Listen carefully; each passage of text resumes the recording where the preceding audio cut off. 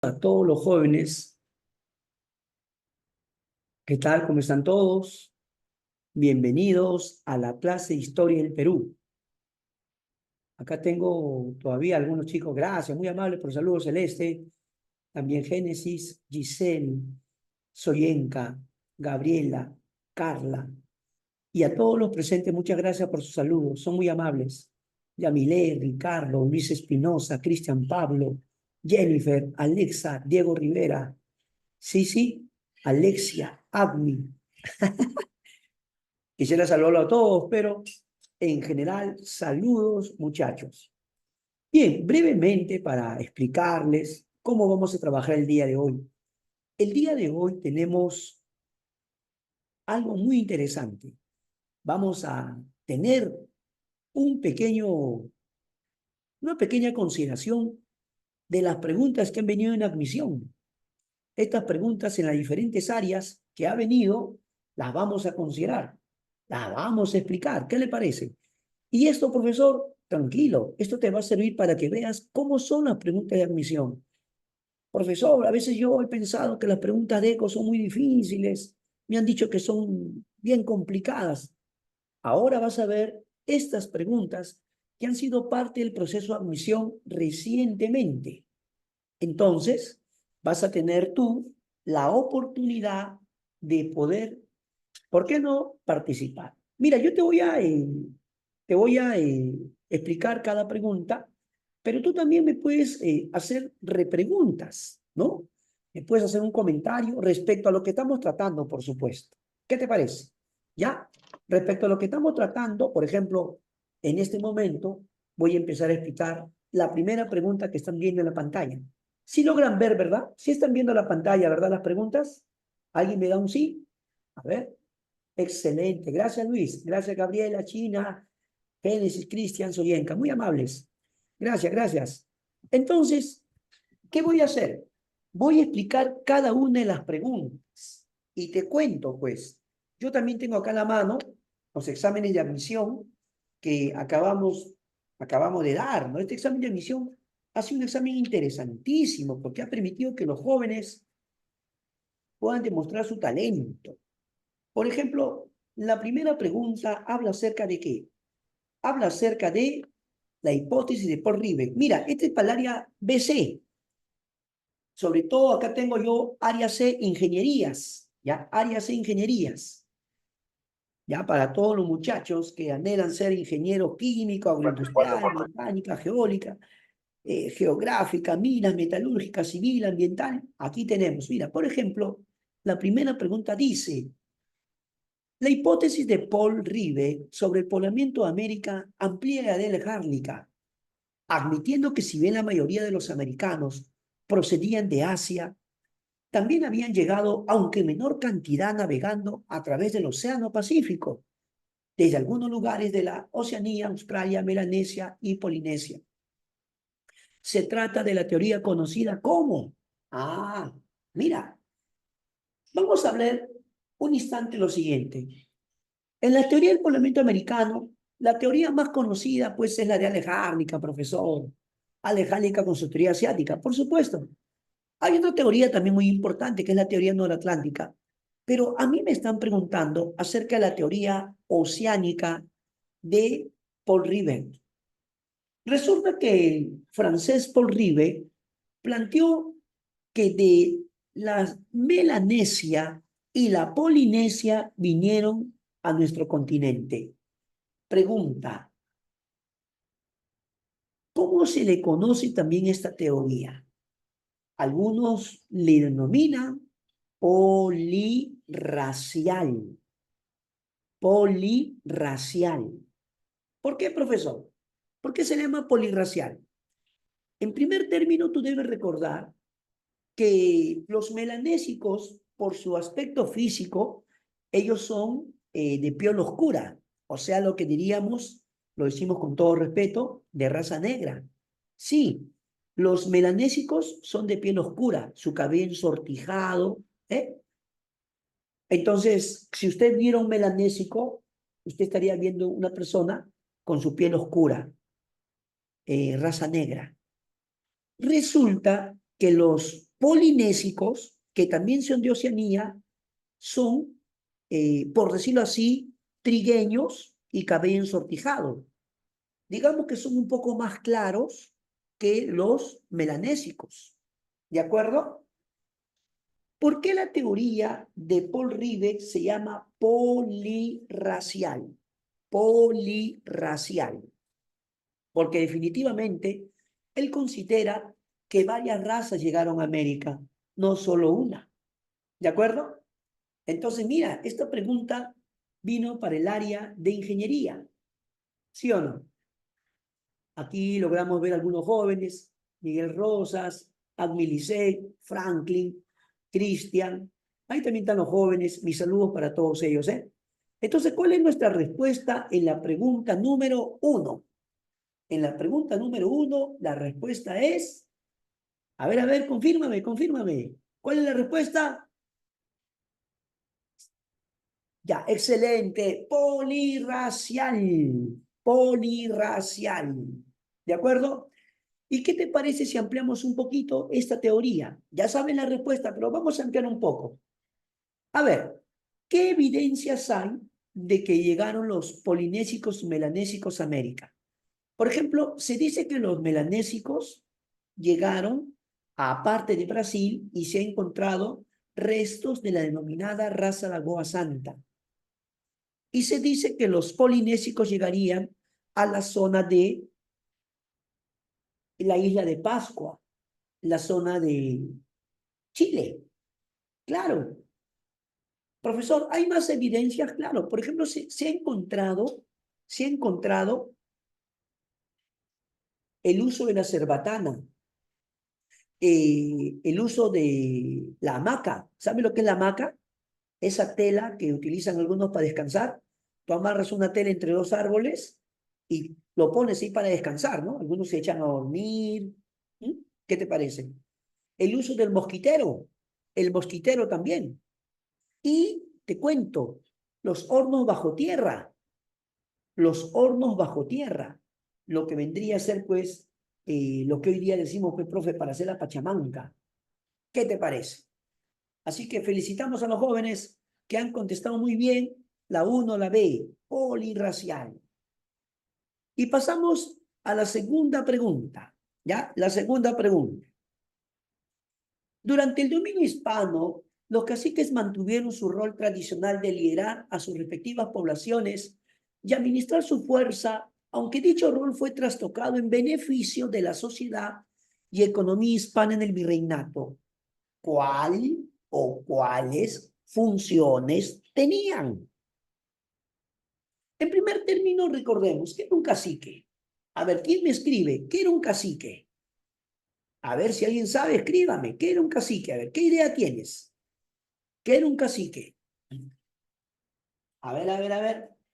Un cacique era un español, era un indígena. ¿Qué era un cacique? Porque mira lo que dice, ¿ah? Durante el dominio hispano, los caciques mantuvieron su rol tradicional de liderar a sus respectivas poblaciones. ¿Que un cacique lidera? Sí. Y es más, dice, ¿ah? Administrar su fuerza de trabajo. Sí, Sergio Antonio, muy bien. Era un indígena, pero noble, nobleza. No es cualquiera, es noble.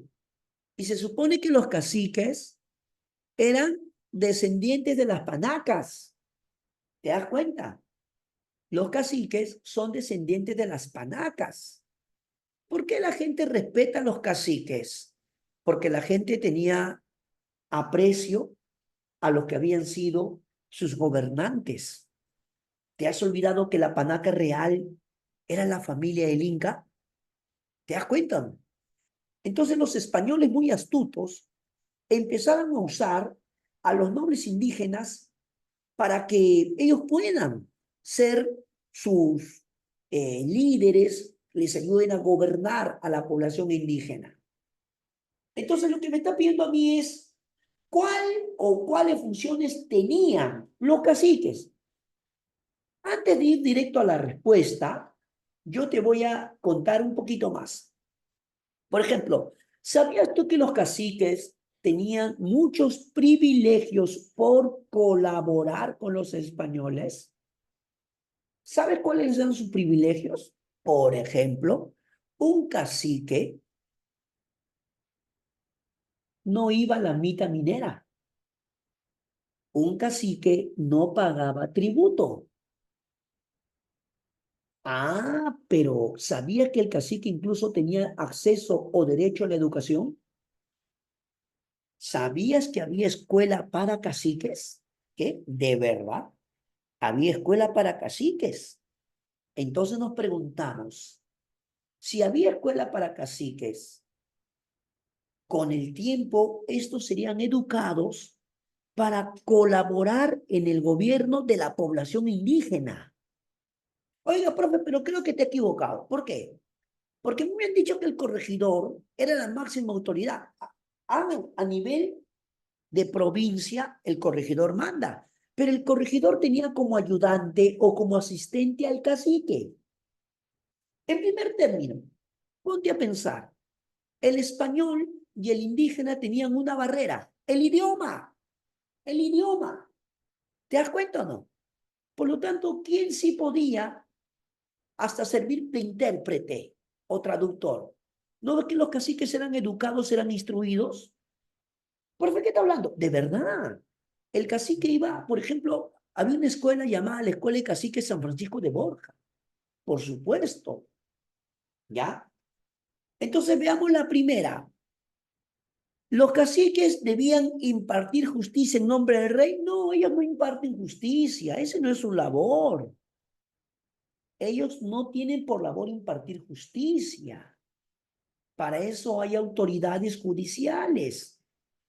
Estaba la Real Audiencia, también estaba el mismo corregidor, porque el corregidor era la máxima autoridad judicial a nivel provincial. Entonces, la entidad más importante en el Perú que impartía justicia era la Real Audiencia, pero el mismo corregidor también. Entonces, la primera no puede ser porque el cacique no imparte justicia. ¿De acuerdo? Ya está. Dos, realizar el cobro del tributo indígena en dinero. Ah, qué interesante. ¿Verdad? Aclare, profe. Por supuesto. Cuando llegó el virrey Francisco de Toledo hizo sus llamadas reformas por toledanas, ¿no? Las reformas toledanas. Y el virrey Toledo, mira lo que hace. Impone que ahora se debe pagar tributo en dinero. Ahora, ¿quién ayuda a recaudar el tributo? ¿Quién? El cacique. Verdadero. Tres, asegurar el cumplimiento de la mitad minera. Claro. Profe, pero no entiendo. ¿Esas no son responsabilidades del corregidor? Sí, pero tú te das cuenta en la pregunta que te dice, los caciques mantuvieron el rol tradicional de liderar a sus respectivas poblaciones y administrar su fuerza de trabajo. Prácticamente en el enunciado hasta te está ayudando con la respuesta, ¿o no? Por lo tanto, la 3 también es verdad. Y la 4, administrar los pueblos reuniones. Sí, los caciques tenían esa responsabilidad. Por lo tanto, verdaderas serían 2, 3 y 4. ¿Cuál es la respuesta entonces? Dime, a ver, contéstame. ¿Cuál es la respuesta, por favor? Gracias, gracias. Soyenka, Cristian, Gabriel, Ricardo, gracias. Y la respuesta sería la D.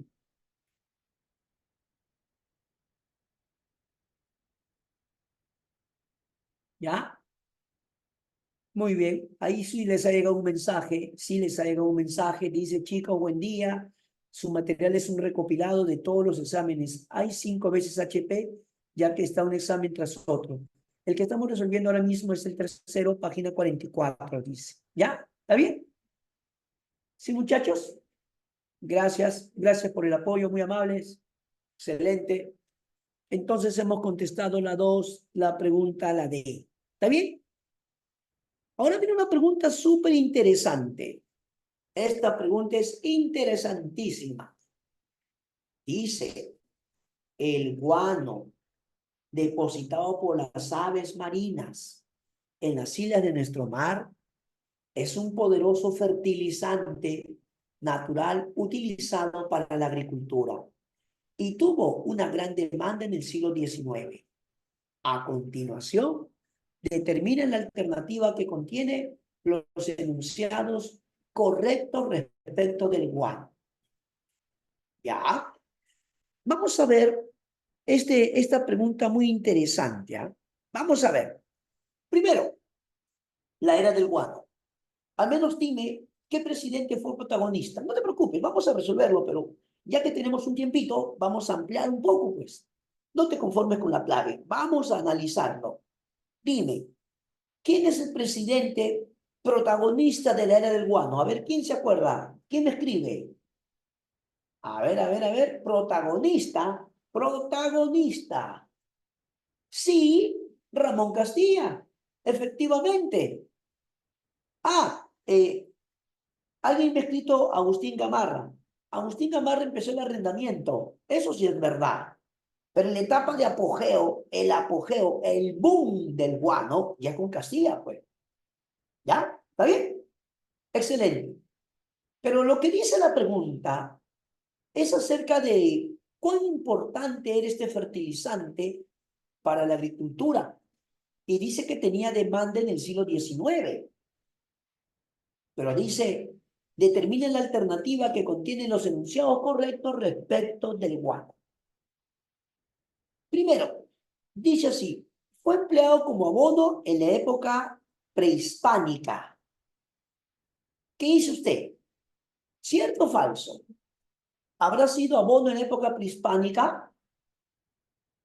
¿Qué dice? ¿Cierto o falso? Amigos, los antiguos peruanos, como la cultura mochica, Wari, incas, conocían el guano. El guano es de conocimiento prehispánico. Cuando dice prehispánico, es antes que lleguen los españoles. Prehispánico. Los antiguos peruanos sí conocían el guano. No piense usted que el guano es descubrimiento todavía del siglo XIX, no. Los antiguos peruanos eran excelentes agricultores. Mochica ya conocía el guano. Los incas conocían el guano.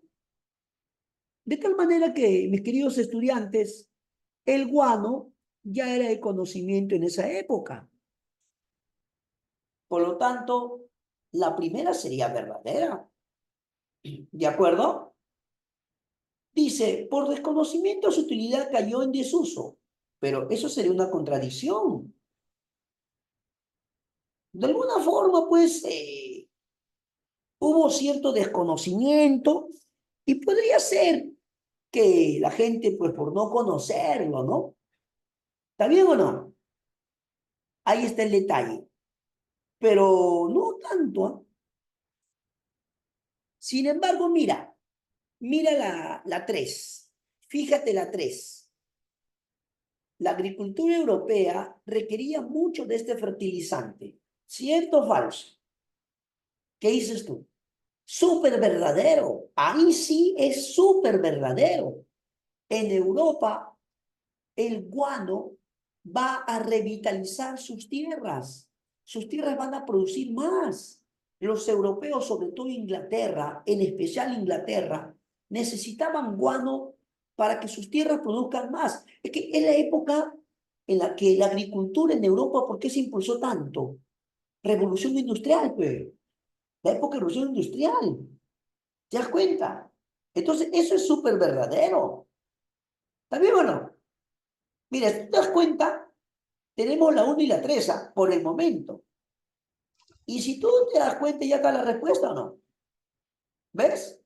La 1 es verdad. La 3 es verdad. Ya tenemos la respuesta. Pero, profe, acláreme la 4. Ya te explico. Para su explotación se necesitó una gran inversión de capital. En realidad no.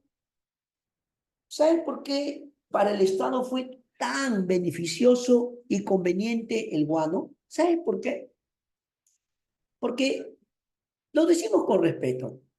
Durante miles de años se había acumulado la cantidad de guano, millones de toneladas. ¿Te imaginas? En todo el litoral, sobre todo en la parte sur, la zona de Chincha, la zona de Ica, ¿no? La zona de Pisco. Claro, esa zona, pero la zona de Chincha, la isla Lobos, ahí se había acumulado pues millones de toneladas de guano. Entonces, al Estado le costaba, mira, el Estado le dio permiso a los consignatarios para que lo vendan, pero le decía a ustedes, tienen que traer su personal, o sea, sus trabajadores, ustedes lo tienen que extraer, o sea, sacar, porque tú imagínate, peruano, ¿no? Es como que tú vas a las Islas Guaneras y otra vez lo decimos con respeto, no vaya a usted a imaginar, eh, el guano era excremento de aves o no, ¿ves? El guano era excremento de aves. Entonces, eso usted tenía que ir a extraer. Para eso, ¿qué era necesario que haga usted? Te llevaba de repente su pico, su lampa, por ahí su barreta, sus costales. Entonces, con sus trabajadores empezaba usted a sacar el guano. Lo llenaba en costales, ¿verdad? Ahí lo llenaba. Pero el Estado decía, ¿sabe qué? Usted lo extrae con sus trabajadores y usted lo transporta.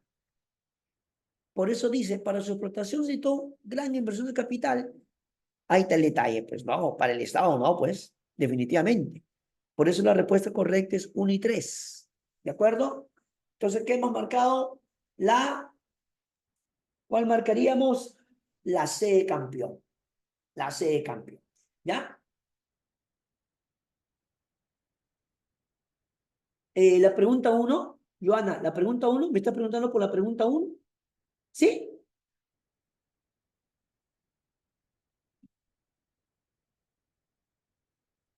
¿La 1? No, sí es correcto. Fue empleado en la época prehispánica, claro. Mencioné que Mochica ya lo usaban los Wari, ya lo usaban los Tiahuanaco. En el antiguo Perú ya conocían el guano. La primera es verdadera. Claro, la primera y la tres son verdaderas. ¿Ya? No, ya. En la época prehispánica ya lo usaban. Sí lo conocen. Otra cosa es que ya pues en el siglo XIX ya hubo más, ¿no? ¿Estamos? Listo. Entonces, no hay ningún problema. La 1 y la 3. ¿Ya? La 1 y la 3. Y vamos ahora a otra. Ubiquen esta parte. Si lo tienen, ¿no? ¿Lo pueden ubicar? A ver, las preguntas que estoy viendo, ¿lo ubican? Sí lo tienen, ¿verdad? Excelente. Ahora, esta pregunta es una pregunta que vino, acá lo tengo yo, en el área E, ¿ya? No se preocupe, que ya vamos a repasar todas las preguntas de admisión. Mejor que profe, claro. Vamos a repasar todas las de admisión, ¿ya? Pero mira, yo quiero que te des cuenta. Gracias, Génesis. Acá Génesis dice, es la página 17 para los que aún no encuentran, dice Génesis. Gracias, Génesis. Ahí Génesis está que nos ayuda con este comentario. Ya. Entonces, la pregunta 1 que estoy mostrando en este momento dice, el arcaico fue un prolongado proceso de desarrollo marcado por cambios sustantivos en el sistema de vida de los pobladores costeños y altoandinos. ¿Ya? Puesto que de recolectores o cazadores se convirtieron en productores, ya sea domesticando y cultivando, ¿ya? ¿Estamos de acuerdo? Plantas, cultivando plantas es, criando animales, ¿ya? O especializándose en la pesca. A este periodo corresponde el sitio arqueológico de, mira, atención, brevemente nomás. En el periodo lítico, en el periodo lítico, los hombres eran nómadas, cazadores, recolectores. Pero a mí no me está preguntando sobre el periodo lítico, me está preguntando sobre el arcaico, ¿verdad? A ver, ¿tú recuerdas en el periodo lítico que eran nómadas, cazadores, recolectores? ¿Quiénes eran los más importantes? Yo te voy a mencionar solamente para que tú descartes, ¿ya? En el periodo lítico estaba, por ejemplo, Piquimachayuno, Chivateros, Toquepala, Paiján, Lauricocha. Ellos son periodo lítico. Paiján, Chivateros, Toquepala, periodo lítico. Amotape es un distractor nada más, que no tiene nada que ver. ¿Ah? No te estreses con Amotape, que no, es un distractor nada más. Mira, del periodo lítico son Paiján, Chivateros, Toquepala. Ahí tienes tres del periodo lítico. Y a mí me están preguntando sobre el arcaico. Evidentemente, el único del arcaico ahí es Chilca, ¿o no? El único, ¿ah? No hay más. Pero ahora vamos a hablar un poco de Chilca, pues.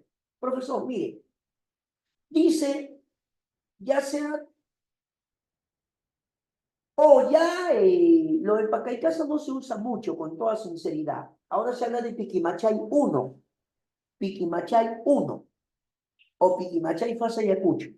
¿Ya? Claro, líquico, pues, ¿no? Líquico, periodo líquico. No, ya Pacaicasa ya casi no se usa. Es Piquimachay 1 o Piquimachay Fasa Ayacucho. No hay ningún problema. Claro. Pero mire, yo les hago una observación. En la pregunta 1 que estamos viendo, habla acerca de que en el arcaico criaban animales, o dice, o especializándose en la pesca, para estar bien seguro en nuestra respuesta. Aunque, profe, yo le he sacado por descarte nomás, está bien, no hay ningún problema. Porque tú dices, no, profe, si Paiján, Chivatero, Toquepala son de lítico y Amotape es un distractor nada más, mi respuesta tiene que ser chica, perfecto. Pero ahora tú vas a darte cuenta por qué la respuesta sí es chica. Porque como me está hablando del arcaico y me dice que son productores de alimentos, que domestican, que cultivan, que crían animales, y en la última parte dice especializándose en la pesca. Yo te pregunto, ¿en qué sobresalió Chilca? ¿En qué sobresalió? ¿Quién se acuerda? Aclárame. ¿En qué sobresalió Chilca? Chilca sobresalió en... ¿Sabías que, aparte de vivir en aldeas, Chilca era un pescador notable? ¡Claro! Además, Chilca es zona de playa al sur. A lo que le gusta ir a la playa, a la zona sur, a las playas. Y está Chilca, pues. Chilca es zona de playa. Pero Chilca y Santo Domingo, ¿en qué se diferencia? Hay Santo Domingo de Paracas y Chilca. Los dos son del arcaico. El que Santo Domingo de Paracas usaba red de pesca. ¿Sabías eso? Santo Domingo de Paracas usaba red de pescar, mientras que Chilca usaba anzuelos. ¿Tú alguna vez has pescado con anzuelo? ¿O has visto pescar, no sé, de repente a tu padre, a tus tíos, familiares, pescar con anzuelo? Hay lugares bonitos para pescar, ¿no? Por ejemplo, hace años con la familia fuimos a Cerro Azul, hace años con la familia, y había una parte así como un muelle donde la gente pescaba, y todos pescaban con anzuelo. Compraban su carnada, te compras tu carnada y te pones a pescar. En serio. Claro que algunos son más diestros, más hábiles que otros, ¿no? Tú ves que algunos, cuando se ponen a pescar, uy, van llenando su baldecito de pescados, ¿no? Y a veces algunos dicen, uy, yo no pesco nada, ¿por qué no me quieren los pescados? No, no es eso, no es eso. A veces la técnica, de repente la técnica. ¿Te das cuenta o no? Ahora, otra preguntita, dejando y ya. ¿Sí o no que si tú dices chilca, también te recuerdas el chilcano? El chilcano, ese caldito, esa sopita muy nutritiva que preparaba la abuelita, que preparaba nuestra mamá con cabeza de pescado. ¿Has tomado el chilcano o no? Di la verdad. ¿Alguno de ustedes ha tomado su chilcano? Esa sopita que a veces preparaba la abuelita, bueno, en mi caso mi abuelita, mi mamá también, también mi mamá. Uy, pues la abuelita preparaba el chilcano con la cabeza de pescado. Muy nutritivo, ¿sí o no? Excelente, ¿ah? ¿Alguna vez te puedes pensar por qué es chilcano? Ahí está el hombre de Chilca, fue, porque el hombre de Chilca fue un pescador con anzuelos. ¿Qué te parece? Por lo tanto, nuestra respuesta en la uno, ¿cuál es? Todos, sin duda alguna. ¿Cuál es la respuesta? La E de estudioso, la E de estudioso, la E de estudiante. Muy bien, la E Chilca. Muy bien. Y pasamos a otra pregunta ya. Otra pregunta. ¿Ya? Qué interesante esta pregunta, de verdad. Dice, poco antes del tercer viaje de los conquistadores españoles, se inició una guerra civil entre dos hijos de Huayna Huáscar y Atahualpa. Dado que en el imperio inca el ascenso al trono no se producía por el principio de primogenitura, la muerte de un Sapa Inca generaba usualmente conflictos entre las panacas cusqueñas que competían por el poder.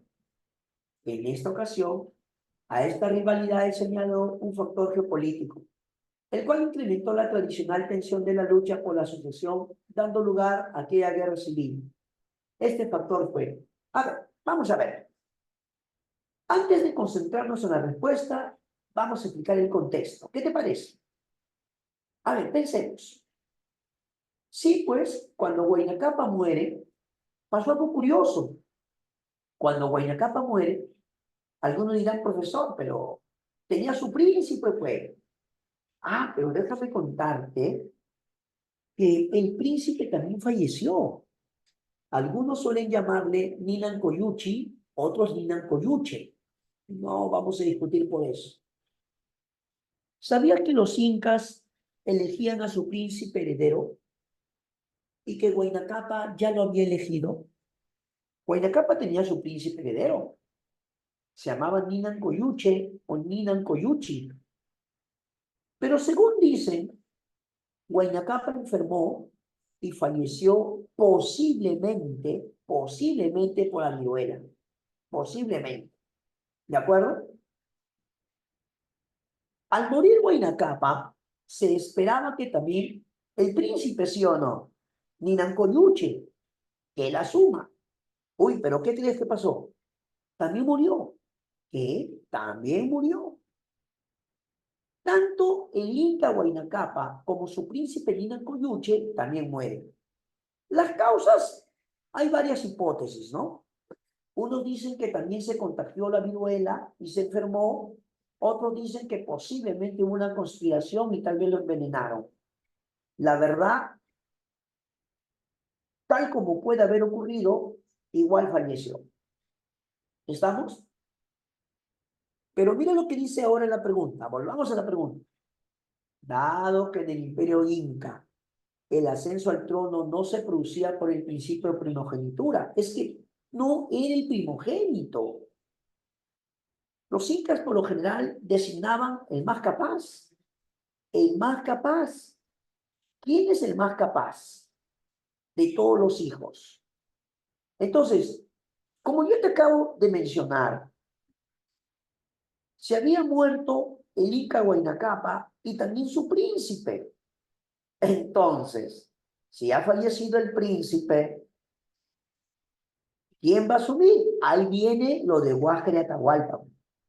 ¿Te das cuenta? Pero esto fue un conflicto solo de dos personas. Quiero que lea usted el enunciado otra vez.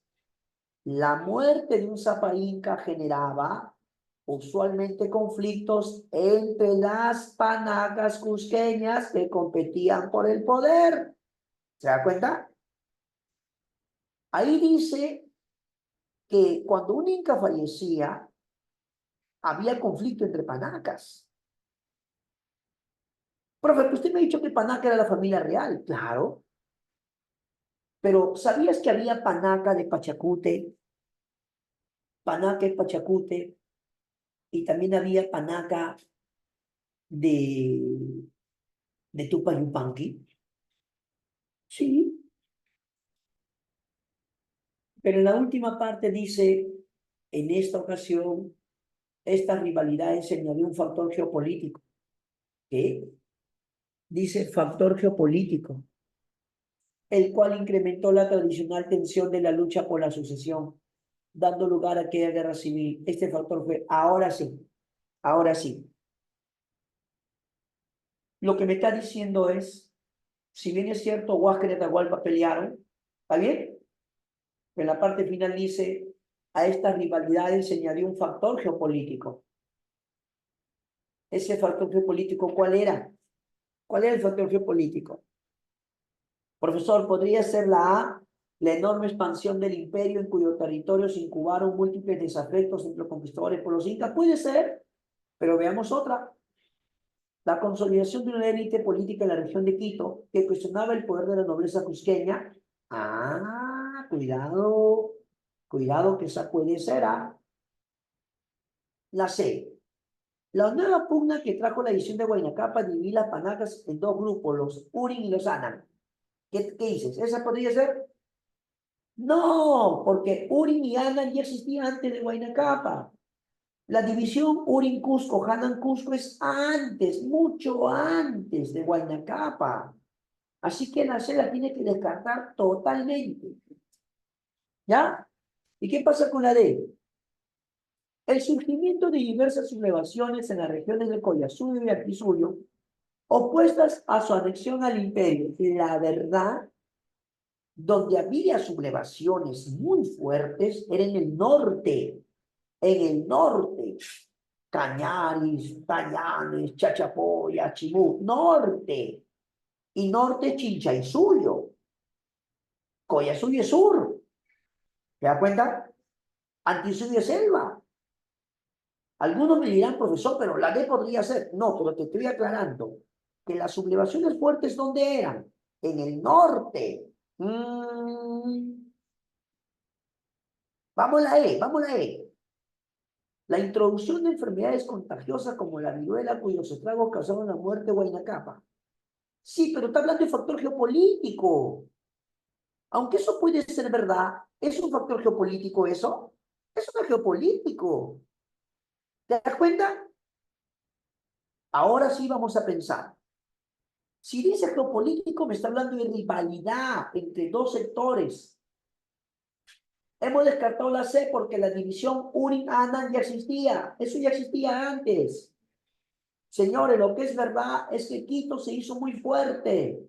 Quito, Atahualpa y sus generales en el norte. Sí, incluso algunos dicen los generales de Quito.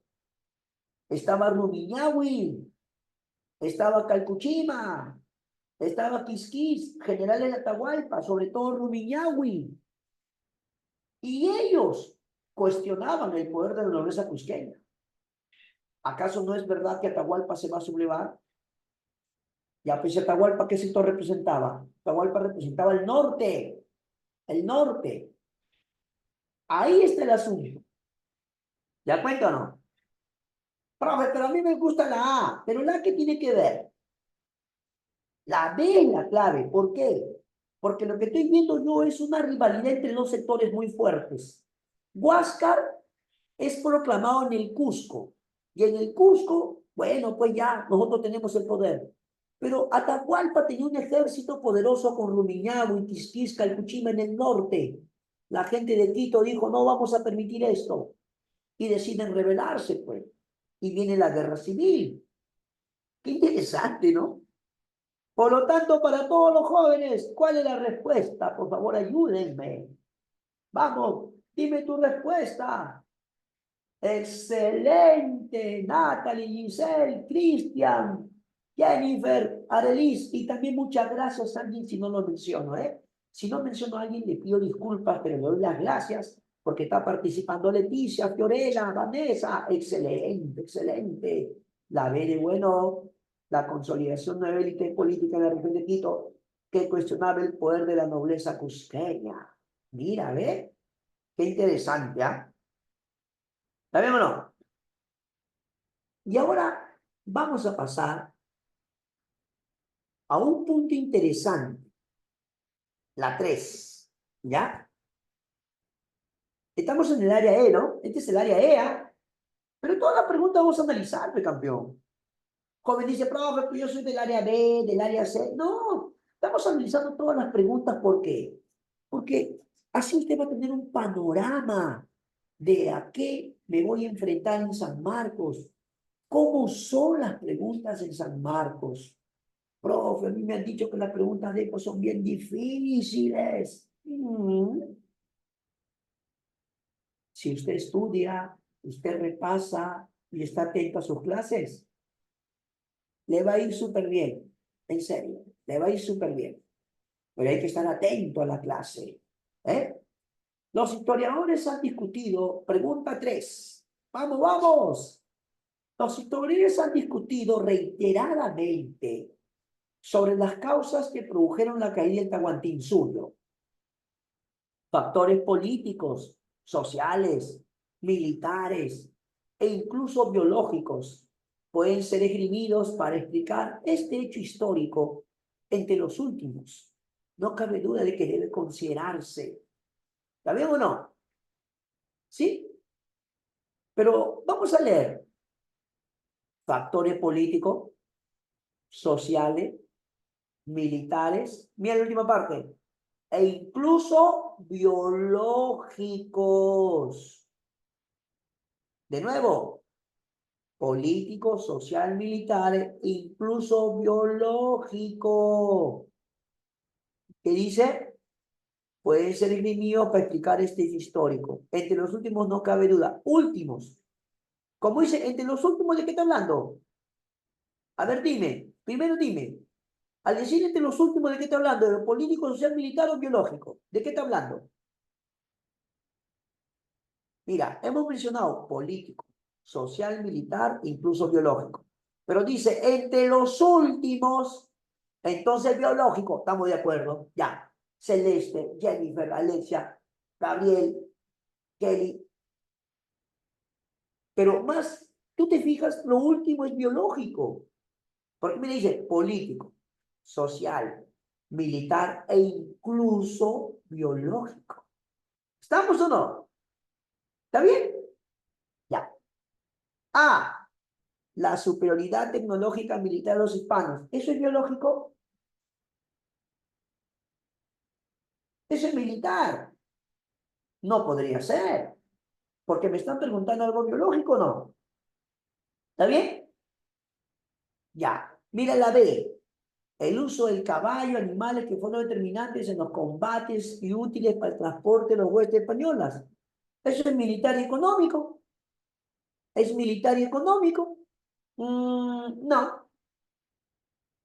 C. La resistencia de los grupos étnicos vencidos por los incas y que fueron integrados forzosamente.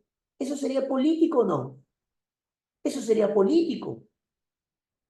No es que dice la resistencia de los grupos étnicos vencidos por los incas. Eso es político. No. Espérate, espérate. La D. El impacto de enfermedades contagiosas traídas por los españoles, las cuales afectaron a la Andina. ¿Qué opinas? ¿Puede ser? ¿Podría ser o no? Porque dice el impacto de enfermedades. Y eso es lo no biológico. Ah, vamos a la E, vamos a la E por si acaso la E. La superioridad de la raza hispana manifiesta en su mayor resistencia que los indígenas. ¿Qué? Lo que está demostrado es que las enfermedades causaron una fuerte caída demográfica en la población andina. Para el mundo andino era desconocido la gripe, viruela, sarampión, enfermedades que en el mundo andino no eran conocidos. Una gripe o influenza, sarampión, viruela, podía arrasar con poblaciones. ¡Claro! Entonces, amigos, como la pregunta decía en la última parte, incluso biológicos, por eso que estaríamos dando como respuesta la D. Profe, ¿por qué no puede ser la E? Es que raza, super raza hispana, que no. Si ellos resistían más, es porque estaban habituados a esas enfermedades ya en Europa, pues. No, acá está hablando de cómo cae el Tahuantinsuyo. Y algo que va a diezmar a la población es precisamente las enfermedades. Profesor, entonces, no es verdad que los españoles casi exterminaron la población por explotación y maltrato. No, pues, estamos aprendiendo que también hubo impacto de enfermedades. ¿Sí o no? Por lo tanto, la respuesta correcta para todos es, a ver, todos díganme por favor la respuesta correcta es la D, doctor. Gracias. Excelente, muchachos. Como siempre, agradeciéndoles, ¿ah? Muy amables. A mi nombre. Yo me llamo Mario Seda. Es un gusto saludarlos. Mi nombre es Mario Oceda. Y gracias a ustedes que son muy amables también, ¿eh? Muchas gracias. No, que algunos... Sí, me llamo Mario Seda. Está bien. Muy bien, muy bien. 4. Vamos a la pregunta 4. Tradicionalmente, la población andina había mantenido un patrón de asentamiento sobre el territorio que era disperso, aunque controlado por la autoridad política y las prácticas de reciprocidad y redistribución. Los colonizadores hispanos emprendieron una política de asentamiento y concentración de la población en espacios urbanos que llevaron el nombre de reducciones. Ya. De acuerdo con su propia lógica, la concentración de la dispersa población andina tenía como ventajas. A ver, antes de atacar la pregunta, veamos qué eran las reducciones. Profe, a mí me han dicho que reducciones simplemente es pueblo de indígenas, pueblo de indios. Bueno, es una forma sencilla de decirlo. Cuando el virrey Toledo llegó al Perú, el virrey Francisco de Toledo hizo una visita general. ¿Ya? Repito, el virrey Toledo hace una visita general. Esa visita general que hace el virrey Toledo tenía por objetivo tener un conocimiento de qué estaba tomando ahora el control. Claro, el virrey Toledo primero hace una visita general. Luego el virrey Toledo se dio cuenta que era necesario reorganizar, repito, era necesario reorganizar todo el territorio. Una de sus reformas toledanas más importantes fue el hecho de que ahora los pueblos indígenas que andaban dispersos en diversos lugares, dispersos. Es que la costumbre de los antiguos peruanos era vivir en comunidades, en aldeas, ¿no? Pueblos dispersos. El virrey Toledo dijo, eso no es conveniente. ¿Por qué? Porque deberíamos tener el control de la población. Deberíamos tener el control. Y para eso hay que concentrar a la población. O sea, no debe estar dispersa. Vamos a crear pueblos organizados.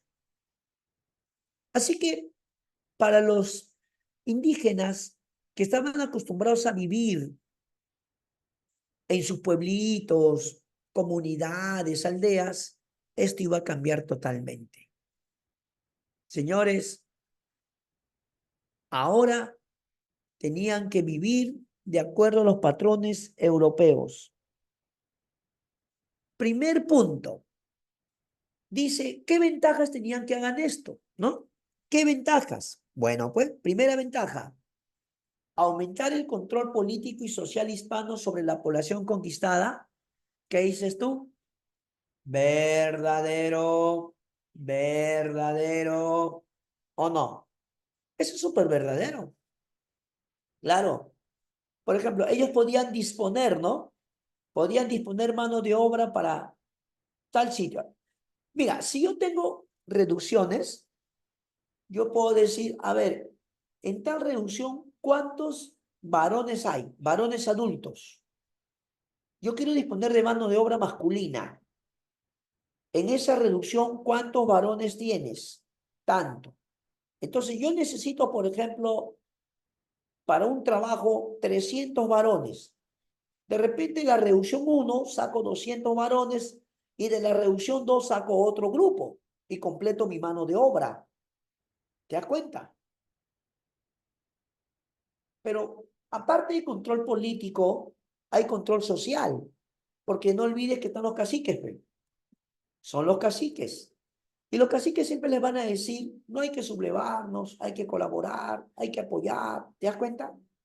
Ahí está el asunto. La primera es verdad. Segundo, facilitar los procesos de evangelización de las poblaciones indígenas. Porque parte de la labor de los españoles era evangelizar. Claro, ellos sabían que la conquista, claro, había sido militar, pero era necesaria la conquista cultural y hasta religiosa. Y en este caso, ellos sabían que la religión que ellos iban a impartir, el catolicismo, en ese momento iba a cumplir una función, enseñarles la fe, la obediencia, la sumisión a la autoridad española. Ese era el objetivo. A los indígenas se les decía que no está bien sublevarse, que no está bien ser desobediente, que es mejor que sean obedientes a la autoridad española. Imagínate, eso le decía. Había que evangelizarlos en la fe cristiana. ¿Por qué? Porque muchos de ellos tenían creencias de la época incaica, pues. Para ellos el Inti, el Sol, Huiracocha, el ordenador del mundo, que la Pachamama, ¿ve? Entonces había que empezar un proceso de evangelización. Profe, ¿por qué evangelización? Porque le iban a enseñar los evangelios, la fe cristiana. ¿Está bien? La dos también. Pero ¿qué pasa con la tres? Reutilizar el patrón andino de uso de territorio en provecho de los tripanos. Mira, cuando los españoles llegaron acá, cambiaron todo. Los antiguos peruanos tenían un sistema de reciprocidad y distribución, ¿no? Para el mundo andino era reciprocidad, redistribución. Eso es el mundo andino. La pregunta es, dice, reutilizar el patrón andino. ¿Ellos usaron el patrón andino? No. Ellos trajeron su propio sistema. Ellos tenían mentalidad feudal. Pero en serio, ellos veían al indio como un siervo agrícola. Oiga, profesor, pero no, es que los españoles van a implantar su propio sistema. No es que van a copiar el sistema incaico. No. Para comenzar, los incas te hacían trabajar en la mitad, pero ¿acaso te explotaban así de forma inhumana, abusiva? No. El inca más bien hasta recompensaba. A los que trabajaban en la mitad, el Estado los recompensaba. No solo con alimentos, también con regalos. En serio. A los buenos curacas les daba hasta tierras. Por eso la 3 la vamos a descartar. La 3 quedó descartada. ¿Cuál es nuestra respuesta? Vamos, vamos. ¿Cuál es nuestra respuesta? Excelente, Ricardo, Kelly, Celeste, Yarixa y a todos los muchachos que envían. Jennifer, gracias. Gracias, gracias.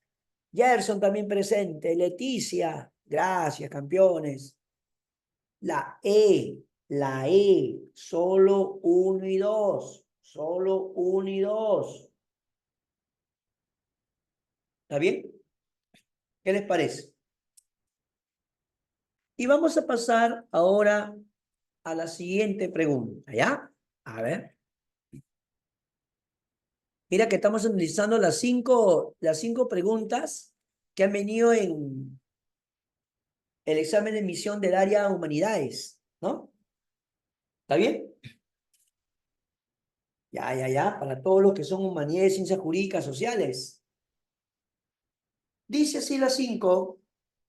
la imagen y experiencia de los gobernantes militares del siglo XIX, con sus aciertos y errores, se desgastaba cada vez más ante la simpatía y expectativa de la población por la utilización de los recursos naturales.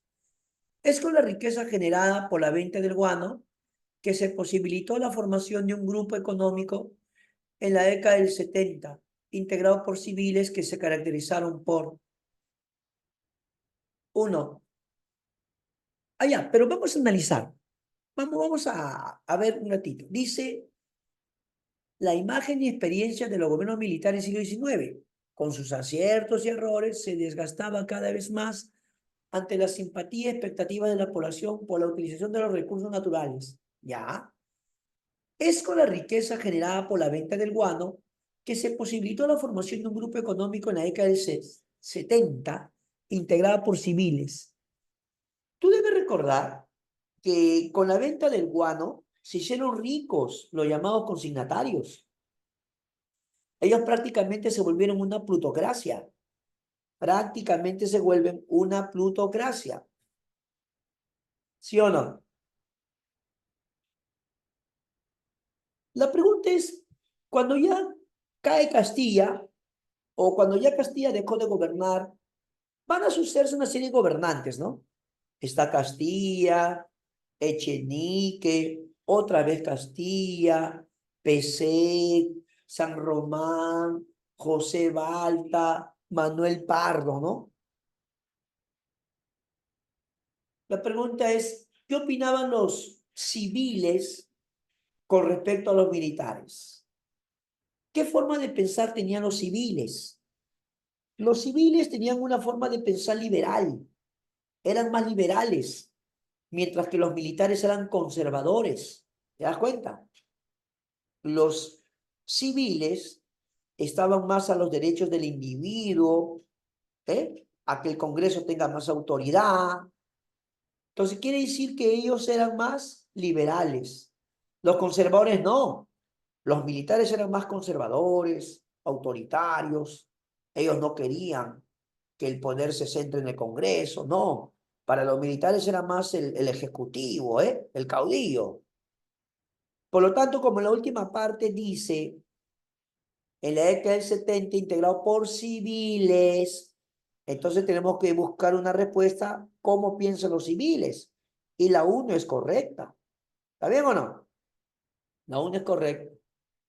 2, pregunta, ¿los civiles querían acabar con los gobiernos militares autoritarios? ¿Sí o no?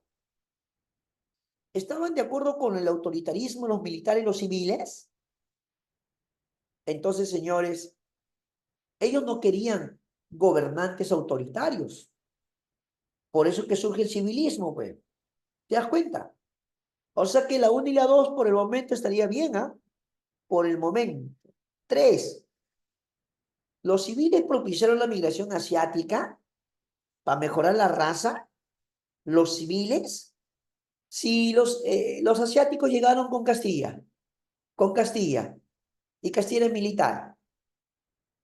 Y de remate, no es que los asiáticos llegaron para mejorar la raza, los asiáticos llegaron para trabajar en las haciendas. Nada que ver, ¿ah? La 13 fue.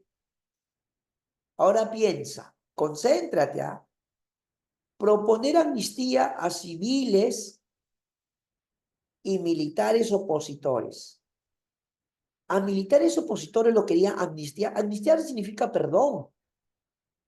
No, pues, definitivamente no. Por lo tanto, 1 y, ¿cuál sería la respuesta? ¡Ala! La respuesta. Entonces todos los jóvenes de forma excelente están marcando 1 y 2. ¿Está bien? ¿Sí? 1 y 2. ¿Ya? Claro que sí. Muy bien, muy bien. Más o menos. Ahora, eh, Hasta aquí, de repente alguien quiere hacer alguna preguntita, que le haga una precisión. Si es que quieres preguntarme algo de lo que estamos tratando, por supuesto, de lo que estamos tratando. Ah, acá ya tengo una pregunta. Gracias, Kelly.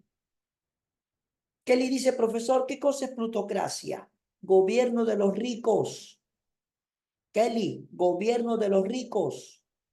Es que durante la era del guano, los que vendían el guano eran llamados consignatarios. ¿Por qué? Porque ganaban una comisión de venta. ¿De acuerdo? Son los consignatarios. Pero ellos empezaron a vender en Europa y en Europa había bastante demanda. Tal era la demanda que estos señores empezaron a enriquecer y seguían llevando guano y vendían y llevaban y vendían. Dime, cuando hay un principio muy simple en la ley de la oferta y demanda. Si la demanda es mucho mayor a la oferta, ¿qué crees que pasa con los precios? Si la demanda es mucho mayor que la oferta, ¿qué va a pasar con los precios? Entonces, los consignatarios empezaban a vender incluso más caro y ganaban más. Por eso se van a transformar en una plutocracia. Van a ser ricos, ¿ya?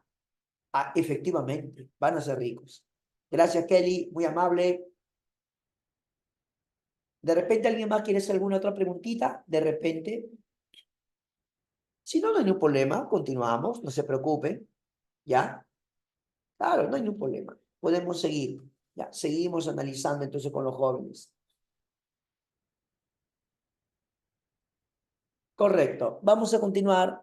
A ver, ahora ubiquen. Allá, Kelly pregunta. Hay otra pregunta que ha hecho Kelly. Dice, ¿en qué gobierno llegaron los asiáticos?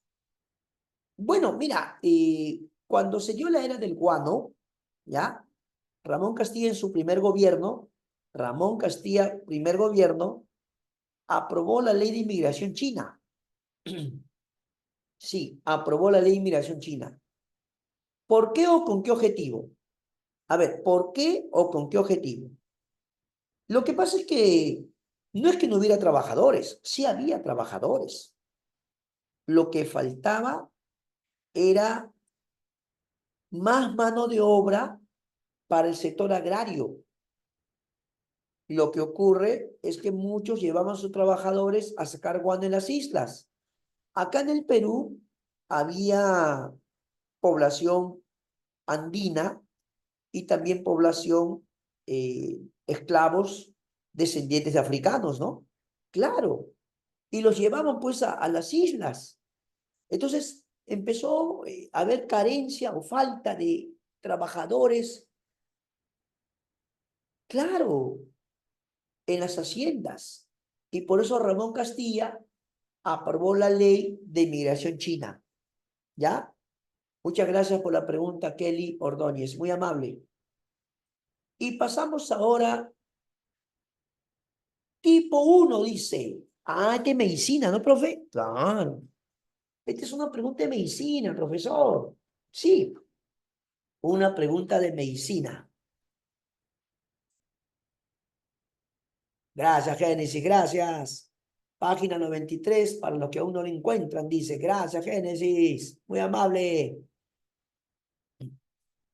Sí, sí, sí. Vamos a desarrollarlo. A los muchachos que postulaban medicina. Ah, gracias, Rodrigo. Está bien, los muchachos están ahí, excelente. Vamos explicando, ¿sí? Vamos explicando. Dice, la teoría noratlántica planteada por Bruce Bradley y Dennis Stanford, que el hombre habría cruzado el océano Atlántico desde Europa. Una vez en América, algunos grupos avanzaron hacia el sur por un correo libre de hielos, al este de las montañas rocosas. Entre las evidencias presentadas por ambos autores se encuentran, a ver, debemos recordar que esta teoría dice que europeos caucásicos vinieron a América, ¿no? A la parte oriental de Norteamérica, europeos caucásicos. Tenemos nosotros algunas evidencias. Por ejemplo, las armas o instrumentos líticos que usaban estos cazadores de mamuts, ¿no? Ellos eran cazadores de mamuts, pues. Claro. Sus puntas se llamaban solutrenses. Puntas solutrenses se llamaban. Estos cazadores de mamut, cuentan, pues, ¿no? ¿Qué apariencia tenían estos instrumentos líticos? ¿Usted ha visto la hoja de laurel? ¿Conoce la hoja de laurel? Hoja de laurel. Cuando mamá prepara los tallarines rojos o el estofado, a veces, ¿no? Cuando mamá cocina y prepara tallarines rojos o prepara el estofadito, usa la hoja de laurel. ¿Sí o no? Ya, esa hoja de laurel, imagínate esa forma. Ya, esa forma tiene las puntas solutrenses, armas europeas. ¿Ya? Se ha encontrado en Norteamérica o América del Norte unas puntas de lanza llamadas clovis. Muchos dicen, estas puntas solutrenses europeas y las puntas clovis son semejantes. ¿Cómo decir padre e hijo? Se parecen bastante, ¿eh? Papá e hijo. O hermanos ya, hermanos también se parecen bastante. Entonces, ¿cuál sería la razón, pues? ¿Por qué las puntas solutrenses europeas y las puntas clovis son tan semejantes? Porque según el señor Bruce Blackley y Dennis Stanford, a América del Norte también llegarían los europeos caucásicos. ¿Ya cuenta? Profe, ¿y la B? ¿Por qué no puse la B? Es que las embarcaciones catamaranes es de la teoría oceánica. La B es teoría oceánica, nada. A ver, la C. Las similitudes físicas entre los mongoles indígenas. Oye, pero eso es más teoría asiática. La C sería teoría asiática, nada. La D.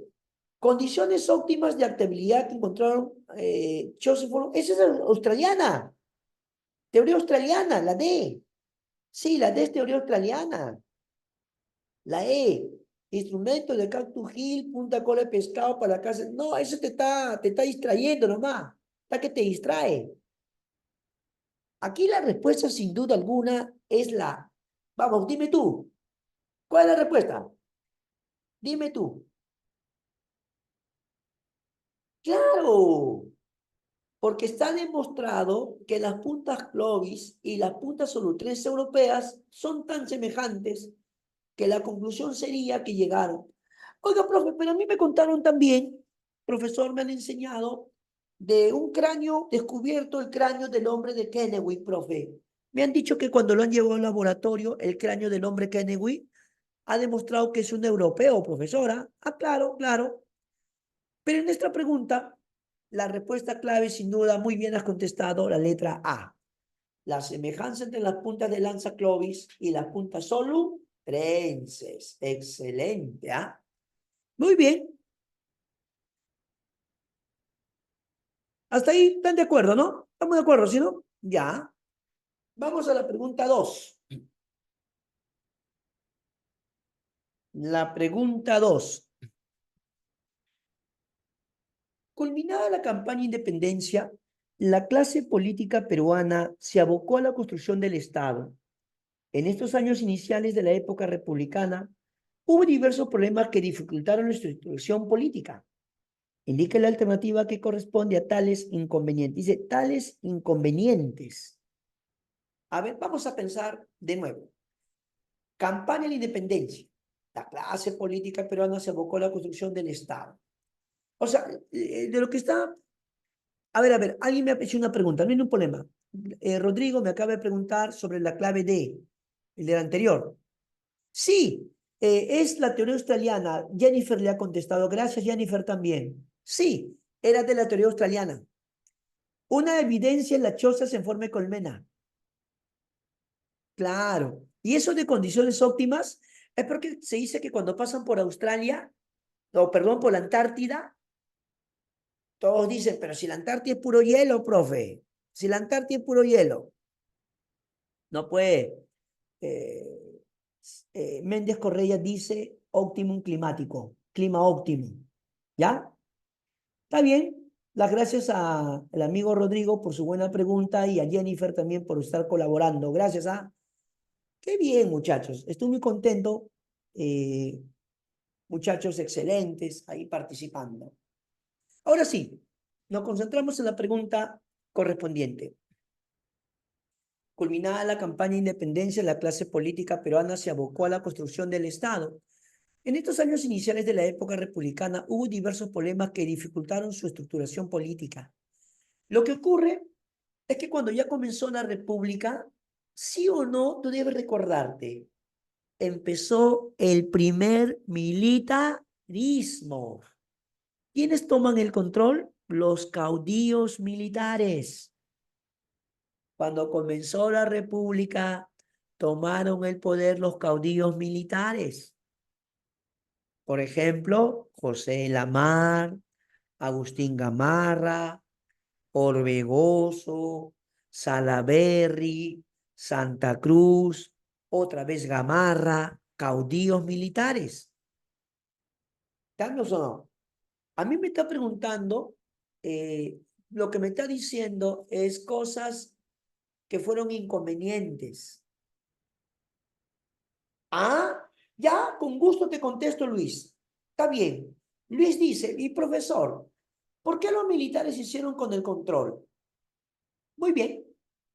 Hay que admitir que los militares gozaban de gran prestigio por haber conseguido la independencia. Eso no está en duda. Ellos gozaban de un gran prestigio por haber conseguido la independencia. Pero la clase civil, o sea, los que no eran militares, la clase civil, los abogados, los médicos, los comerciantes, los sacerdotes, era una clase débil y fragmentada. Estaban divididos y débiles de carácter. Ellos permitieron que los militares se impongan. No, no, o sea, no está en discusión que los militares habían conseguido la independencia, pero seamos honestos, los militares no fueron preparados para gobernar. Pero, profesor, ante la falta de líderes civiles, que usted mismo dice que eran débiles de carácter y estaban divididos, por eso los militares imponen, profe. Ahí está la respuesta, mi amigo Luis. Lo que ocurre es que la clase civil era una clase débil y fragmentada. Gracias, Luis. Entonces, el primer punto dice, el predominio de los caudillos militares que se disputaban el control del poder, ¿verdadero o falso? ¿Verdadero? Claro que es verdadero. Oye, te cuento, ¿peleaban o no peleaban por el poder? Ah, ¿no me crees? A José de la Mar lo sacan por golpe de Estado. ¿Quién? Gamarra. Golpe de Estado. ¿Sabías que Gamarra afrontó muchos intentos de golpe de Estado? También a Gamarra lo querían sacar del poder. Este Gamarra. Luego, entra Orbegoso, pobre Orbegoso, la primera guerra civil. Entra a Salaberry, lo saca Orbegoso. A Salaberry le hacen la guerra, lo derrotan y lo fusilan. Pero mire, ¿qué es esto, profesor? ¿Ves? La uno es verdadera. Dos, las constantes guerras civiles, golpes militares y cambio de constitución, claro, verdaderazo. Cada rato pide golpes militares. Por ejemplo, ¿quién lo sacó del poder a la mar? Gamarra. A Gamarra lo quisieron sacar 17 veces. No pudieron, claro. Pero a Orbegoso, pobre Orbegoso, guerra civil y de remate, Salaverry se subleva y lo saca del poder. Y a Salaverry le hacen la guerra y lo matan, lo fusilan. Y claro que cambiaban las constituciones. A ver, vamos a hacer una pregunta de cultura general. ¿Cuál o qué año se aprobó la primera constitución del Perú? ¿Quién me contesta? Los espero. ¿Qué año se aprobó la primera constitución del Perú? A ver, ¿quién me contesta? Una pregunta válida para cívica y para historia. ¿Qué año se aprobó la primera? Ah, no vale googlear, ¿ah? No vale googlear. ¿Qué año se aprobó la primera Constitución del Perú? ¿Quién me contesta, por favor? Ya, no, no exactamente. Qué año se aprobó la primera Constitución del Perú? Mira, ya ya va apareciendo ya. La primera, 1823. 1823. Y la segunda, ya, esa es la primera. Y la segunda, a ver quién me dice la segunda. 1823, profe, Perú todavía estaba en guerra de independencia, ¿verdadero? Claro, Francesco, 1826. La llamada Constitución Vitalicia de Bolívar. Y cuando entra José Lamar, se aprobó otra constitución. ¿Cuál? A ver quién me contesta. Mira, 1823, 1826 y excelente, Francesco. Se aprueba la constitución de 1828, constitución madre. En el transcurso de 1823 a 1828, tres constituciones. ¿Puedes creerlo? Pero en serio, pues. 1823, 1826, 1828. Y la lista es más larga, pero ahí nomás lo dejamos. O sea que la segunda también es verdadera, profe. También es verdadera. Tercera, la abolición de la esclavitud y el tributo. Pero sí, eso es después. Acá dice cuando comenzó la guerra que dificultaba. No, eso es después con Castilla todavía. Eso es después. El incremento por qué civil. ¿Por qué civil? Sí. Y ese bloqueo civil es con Castilla. Y aquí que te habla de inicios de la República. Además te está hablando de cosas que afectaron o eran inconvenientes. Por eso es que tampoco la cuatro. Entonces le preguntamos a la juventud, ¿cuál es la respuesta, por favor?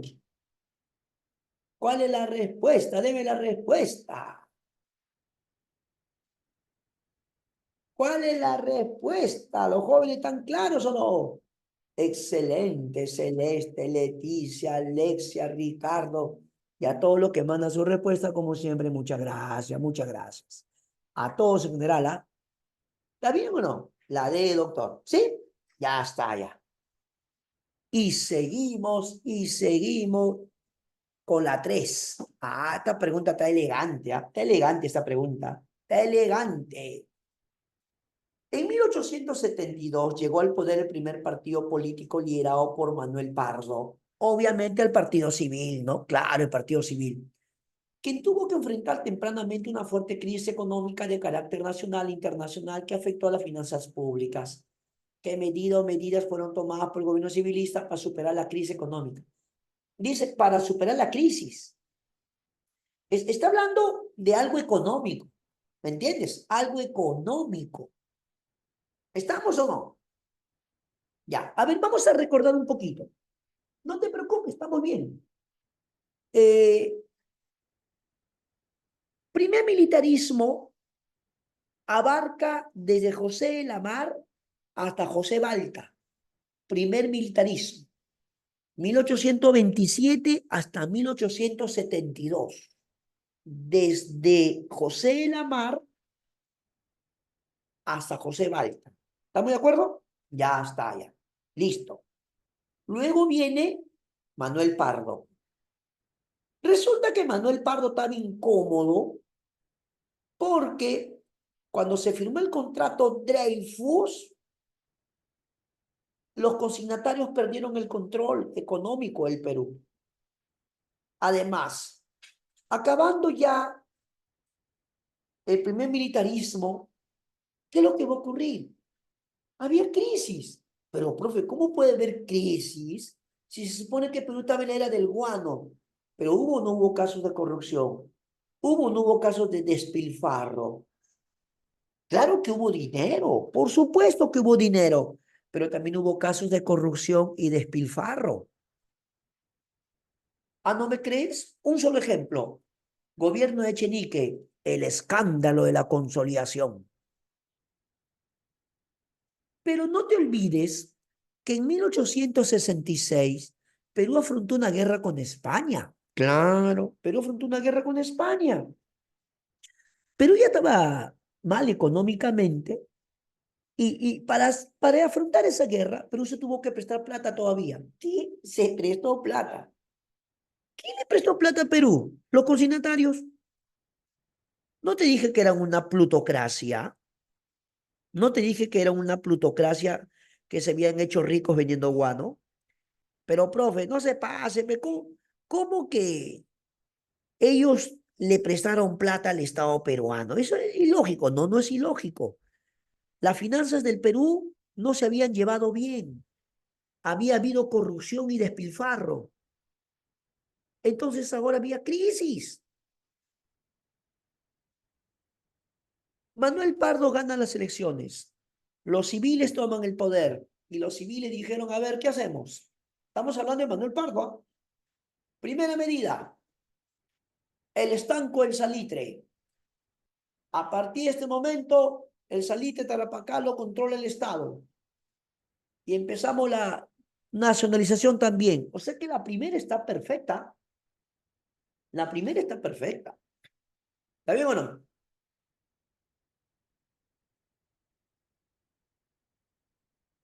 Suscripción del tratado defensivo, campeón. ¿Eso es más militar o no? Es militar. Y Mejiones no es tanto, pues, estamos hablando de Tarapacá. Perú es Tarapacá. Ahora, Perú firmó para proteger las salitreras. En todo caso, ese es un tratado militar, el tratado defensivo con Bolivia. No convence, ¿ah? La uno sí, pero la dos no me convence, profesor. La renegociación del contrato con... Estaban molestos con la Dreyfus. ¿Tú crees que los civilistas querían renegociar? No. Para comenzar, ¿qué hicieron ellos? Están con el salitre. ¿Te das cuenta o no? Cuatro, la reapertura de la Casa de la Moneda. No sea malo. La Casa de la Moneda, ¿después de qué época? No. Lo único que tenemos aquí es la uno. ¿Ya? Entonces, ¿la respuesta cuál sería? Claro. Muy bien, la C, Yarixa, Ángel Cortés, Jennifer. Correcto. Correcto, correcto, correcto. Y nos vamos a otra, tipo 2. Medicina tipo 2. ¿Ya? Medicina tipo 2. ¿Ya?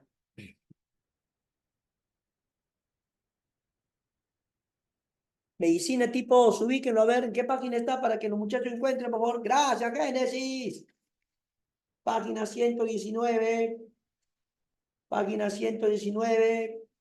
Tipo 2. Tipo 2. Ya está, ya.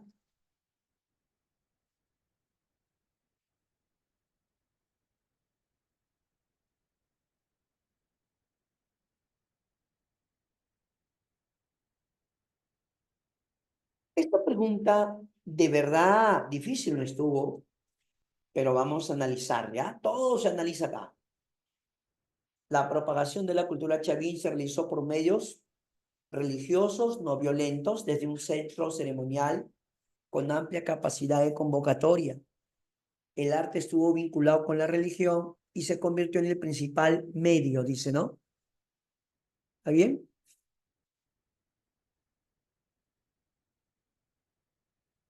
Sí, de difusión de esta. Sobre el arte chavín es correcto afirmar. Bueno, la cultura chavín es un estado teocrático. Estado teocrático, un estado religioso. Repito, es un estado teocrático. Un estado donde manda quién? Mandan los sacerdotes. ¿Está bien? Entonces, en esta sociedad, los sacerdotes querían que la población campesina dé tributo, dé ofrendas, una especie de pago a los dioses. Los sacerdotes chavín decían representar a los dioses y que los dioses eran benefactores.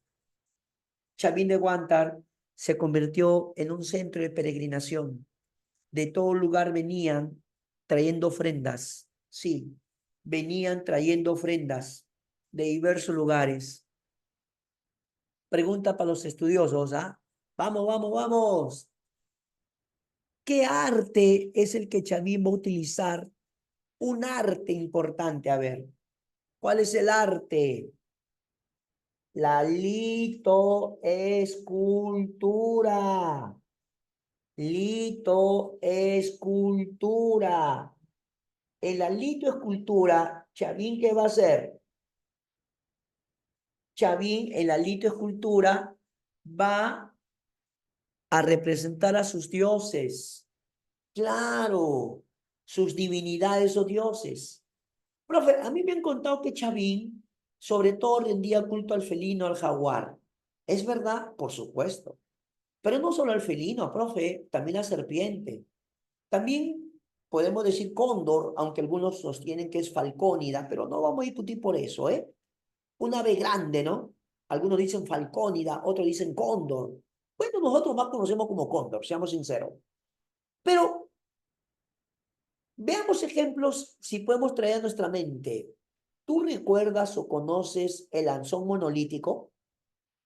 Al menos lo recuerdas cómo es el lanzón monolítico. Parece un cuchillo gigante, ¿no? Parece una lanza grande, ¿sí o no? Claro, más o menos 4,50 metros.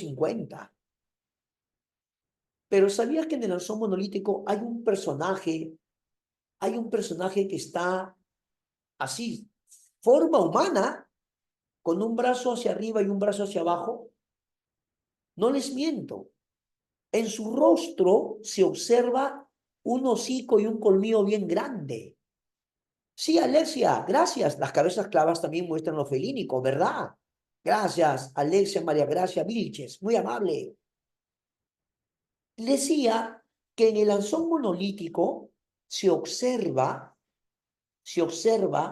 a un ser que tiene una boca, un hocico bien grande, con un colmillo, pero se ve que en su cabellera hay serpientes, hay serpientes. Y lo que serían como sus garras, en sus manos, sus garras y sus patas, es de cóndor. Profe, quiere decir que los chaví en su arte lítico, porque el lito escultura significa escultura de piedra, en su lito escultura ellos representaban básicamente a sus divinidades, a sus dioses, ¿o no? ¿Qué le parece? Qué interesante. Hay otra escultura famosa. A ver, yo le voy a decir, ¿ah? A ver quién me contesta. A ver quién me contesta. Hay una escultura chavín donde está el dios de las varas. ¿En qué escultura chavín está el dios de las varas? También conocido como Huiracocha. ¿Quién me contesta? El dios de las varas, dios de las varas. En el anzón monolítico está el dios jaguar, pero... ¡Ah! ¡Ajá! Natalie, Soyenka, Claudia, Alexia, en Estela Raimondi. Gracias, en Estela Raimondi. ¿O no? ¿Sabían ustedes? No les miento, ¿ah? Si ustedes lo quieren, lo pueden buscar. Que Chavín tiene una escultura chavina, también conocida como la medusa. No le miento, no le miento. Chavín tiene una escultura que también se conoce como la medusa. Característica en su rostro, aspecto felínico y en su cabellera puras serpientes. No le miento, ¿verdad? ¿Verdad? Profe, ¿y qué pasa con las cabezas clavas que mencionó hace un momento una compañera? Pero no miento, Luis, de verdad. Busca si gustas. Pon ahí la medusa, cultura chavín, o escultura, pon escultura, la medusa, chavín, nomás, pon ahí ya. A ver si qué encuentras. De verdad. Gracias, Garro. Ahí está, Garro Boris nos ha puesto. Ahí está. Mira, Garro acaba de ponerlo. ¿Ah? Gracias. ¿Ves? Esta es su cabellera, ve, están las serpientes. Cabellera con serpientes. Entonces los chavín, en general, usaron en la litoescultura para simbolizar a sus divinidades o dioses. Por lo tanto, la respuesta para todos los jóvenes, vamos, por favor, dime. Todo su respuesta, por favor. En la 1. Vamos, vamos. Claro, pues la E de estudioso, la E de estudioso. Y vamos, vamos a la 2. Vamos a la 2 ya. Oye, mira, qué bien, ¿ah? Qué bien. Luego de su alianza inicial con los españoles, Manco Inca decidió enfrentarlos y detener el proceso de conquista. Aunque en su estrategia de resistencia introdujo algunos elementos de la tecnología militar europea, su ejército no logró derrotar a españoles debido a que, ¿qué pasó? ¿Por qué Manco Inca no pudo derrotarlos? ¿Qué pasó? ¿Por qué no pudo Manco Inca? ¿Qué dicen ustedes? En la 1. Al permanente apoyo que recibieron los conquistadores por los pueblos sometidos por los incas como los huancas y los chancas. Claro, muchos pueblos andinos pelearon contra los incas porque querían ser libres. Mira, honestamente no podemos hablar de traición. Un huanca, un chanca, un tayán, un cañari, no se sentía inca. En esa época tú no puedes hablar todavía de Perú como nación, porque lo que había era diversas etnias, diversas culturas. Lo que pasa es que el imperio incaico había sometido, había conquistado a muchos pueblos. Entonces, como los incas habían sometido a estos pueblos ¿qué querían? Querían su libertad, querían ser libres. ¿Me entiendes o no? Ahí está el detalle. Por lo tanto, la primera sería verdadera. ¿Sí o no? A la fuerte división interna, punto 2. O sea, la primera está bien, ¿ah? Está bien. Profe, pero perdone, ya los chancas en esa época no, ya no eran tan poderosos como antes, pues. ¿No ves que Pachacute los había derrotado? Pero igual, los chancas, aunque eran pocos, ya no eran tan fuertes, igual no querían a los incas, ¿no? Si yo tuviera que escoger cuál es la etnia que más colaboró con los españoles, ¿qué dirías tú? Piensa bien tu respuesta. ¿Cuál fue la etnia o cultura que más colaboró con los españoles? A ver, espero respuesta. Vamos, manda. Escribe, escribe. ¿Cuál fue la etnia o el pueblo que más colaboró con los españoles? Contéstame, a ver, te espero. Vamos, vamos, vamos. ¿Cuál fue la etnia o el pueblo que más colaboró con los españoles? Los que más colaboraron con los españoles.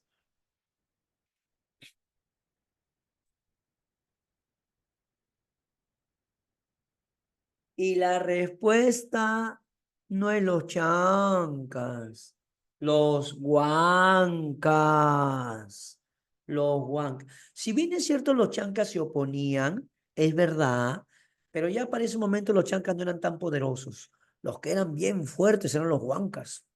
Y los huancas sí cumplieron un papel clave, ¿ah? Claro. Bueno, como mi pregunta es, ¿quiénes son los que más colaboraron? Por eso que la respuesta es huancas, pero Huancas y Huancas, Chancas, Chachapoyas, Cañari, Tayane apoyaron españoles. Por eso que la primera es verdadera. ¿Te das cuenta, no? La segunda, a la fuerte división interna del ejército dirigido por Manco Inca, ellos estaban divididos internamente.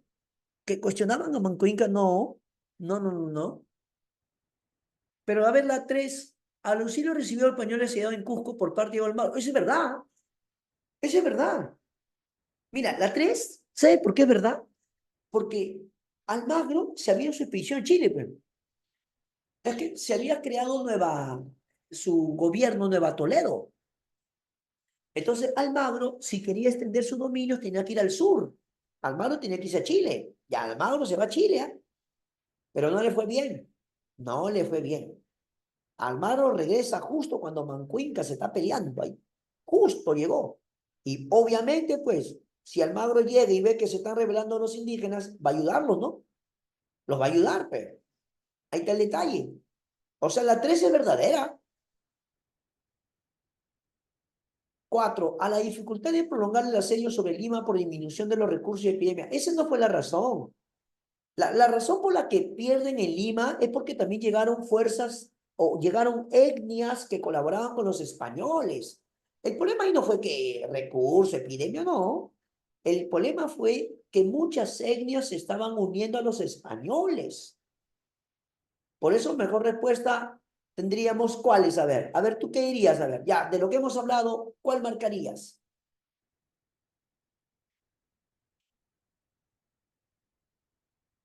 ¿Cuál marcarías? Claro, pues, letra A, 1 y 3, ¿sí o no? Letra A, 1 y 3. Esa sería la mejor respuesta. ¿Ya? ¿Está bien? 1 y 3. Excelente.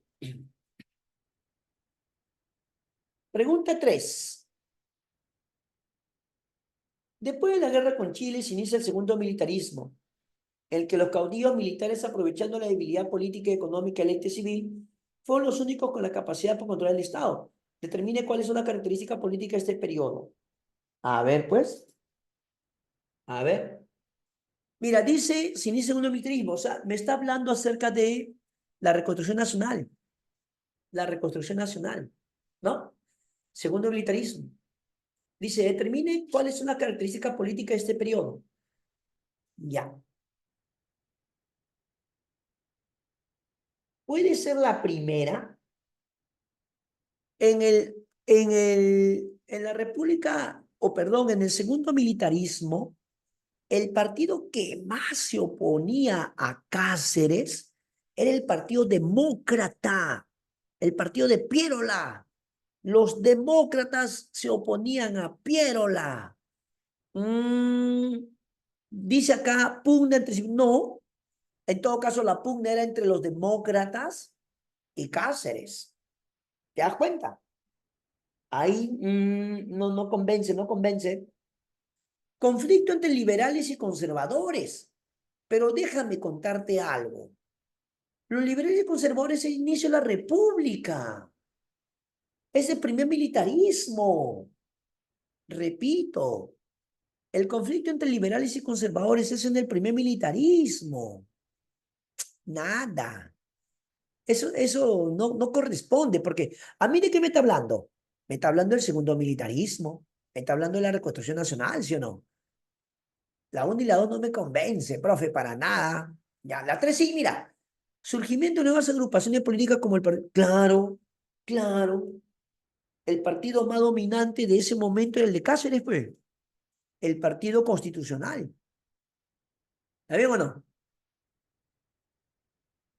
Ahora, mira lo que dice la última. Fragilidad del sistema político por las guerras civiles. ¿No me crees? Primera guerra civil. Iglesias con Cáceres. Sí, Miguel Iglesias pelea con Cáceres, Primera Guerra Civil. Y luego se pelea Pierola con Cáceres, Segunda Guerra Civil. Entonces sería correcto. ¿Por qué? Porque hubo guerras civiles. Estamos hablando del segundo militarismo, reconstrucción nacional. Hubo guerra civil, Iglesias, Cáceres. Gana Cáceres. Luego hay otra guerra civil, Pierola, Cáceres. Y gana Pierola. Pensando en ello, ¿cuál sería nuestra mejor respuesta, mis queridos estudiantes?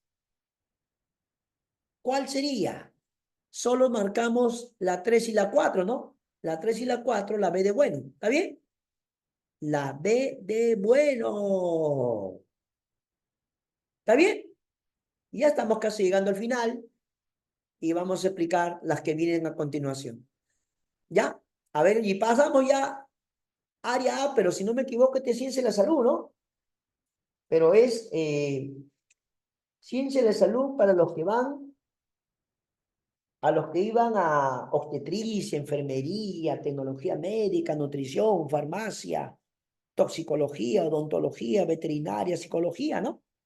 Claro, entonces ya estamos ya, área A, pero ciencia de la salud, que no es medicina humana, sino obstetricia, enfermería, farmacia, bioquímica. ¿Qué página es para que ubiquen los muchachos? ¿Ya ubicaron? ¿Ubicaron, muchachos? ¿Qué dicen los jóvenes? ¿Sí, no? ¿Encontraron?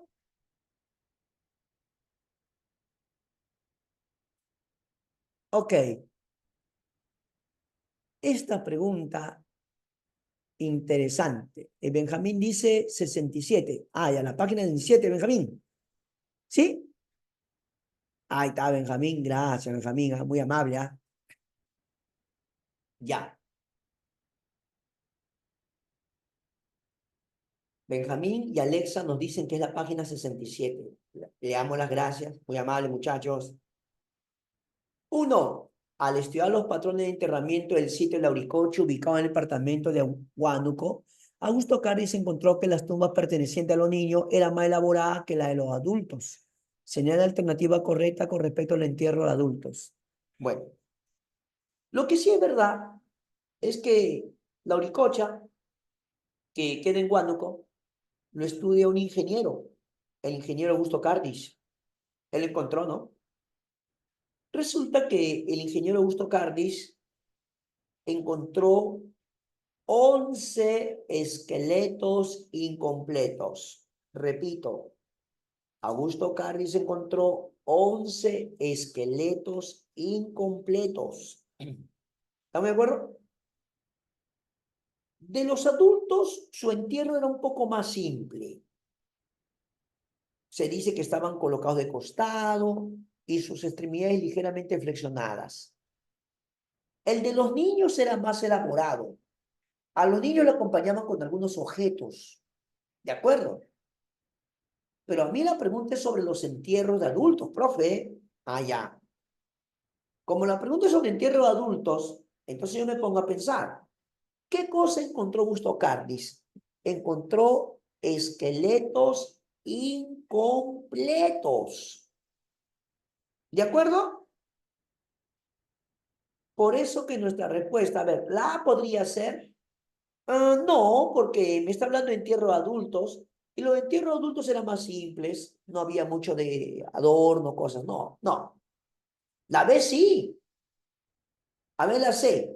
Los restos humanos estaban completos con ajuar funerario donde predominaban puntas de flechas grandes. ¿Qué? A propósito, ¿dónde encontraron restos humanos completos? Dos esqueletos completitos, ¿dónde encontraron? Restos humanos completos, ¿dónde encontraron? Por ejemplo, en Paiján. Claro, Carlos. Paiján. A ver, la D. El recinto contenía cuerpo de una mujer y un niño. Otra vez. Ah, no, pero espérate. En Paiján había restos de una mujer y un niño o un jovencito. Pero la deformación craneal es la uricocha, ¿sí o no? La deformación craneal es la uricocha, o sea que la D está súper mezclado, ¿ah? En la D está mezclado Paiján y la uricocha, no te pases. Y la E, el yacimiento está ubicado en una fosa profunda junto con instrumentos musicales. Instrumentos musicales, eso es el periodo lítico.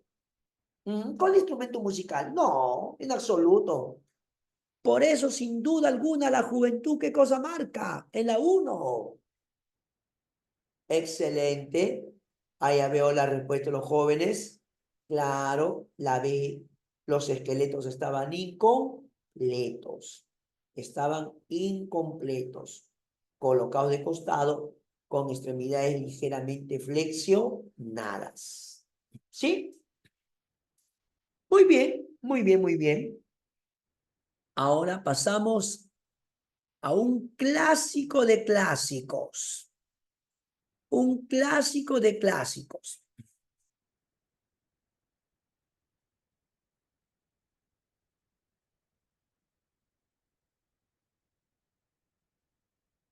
A ver, yo le voy a hacer una pregunta a ustedes.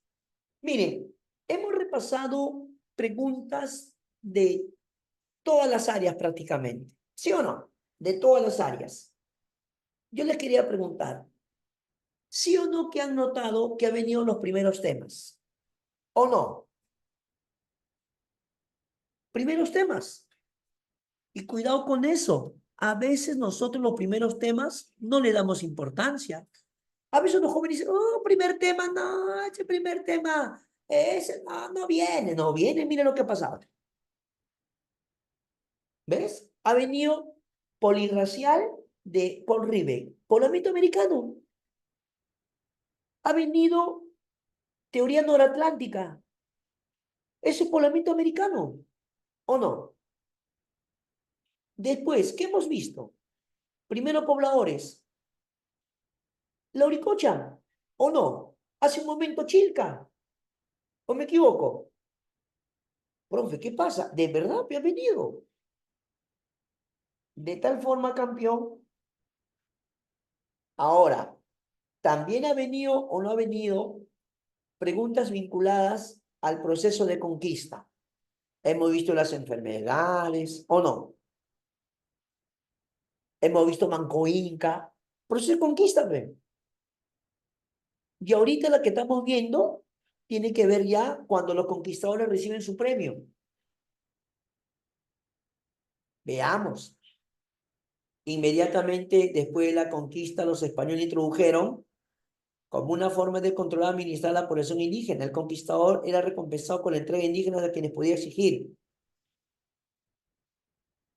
¿Te das cuenta que en la última parte de la pregunta dice el conquistador era recompensado con la entrega de indígenas? ¿Y cómo se llama eso?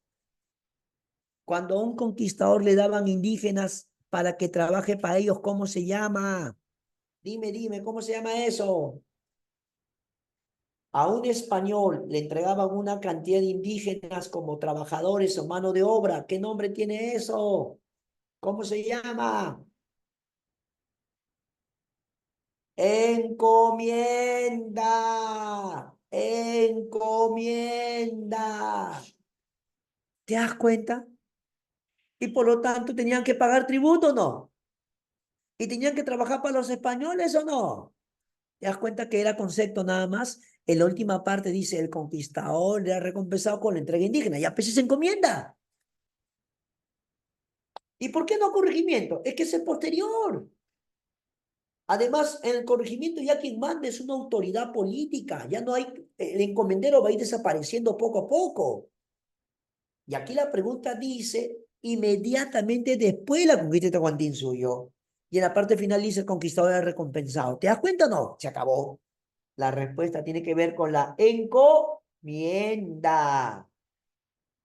Y sí o no que ha venido varias preguntas siglo XIX, también era del guano. ¿Sí o no? ¿O te miento? ¿Ha venido o no ha venido varias?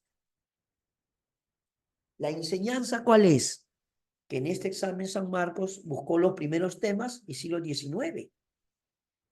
¿Ha venido algo del siglo XX? ¿Vino algo del siglo XX? ¿Qué dices? A ver, mira, ya hemos visto todas las preguntas, ya dime, ¿vino algo del siglo XX? ¿Cuál? Se ha venido un poco de guerra con Chile, ha venido todo, guano, todo, pero no ha visto siglo XX. Ha venido Oncenio, República Aristocrática, ha venido Prado, Fujimori, no ha venido. En este examen no ha venido. O mejor digamos, en este proceso de admisión no ha venido. ¿De acuerdo? Vamos terminando, profe, vamos terminando. Correcto. El guano fue un fertilizante de gran potencial que atrajo el interés de países europeos, sobre todo de Inglaterra. Al iniciarse la demanda internacional, el Estado declaró su derecho sobre las islas guaneras, implementando diferentes sistemas de venta a lo largo de los años. Con respecto al sistema de consignaciones, señala la alternativa que contiene los enunciados correctos. A ver qué dices tú. ¿Cuáles son los enunciados correctos?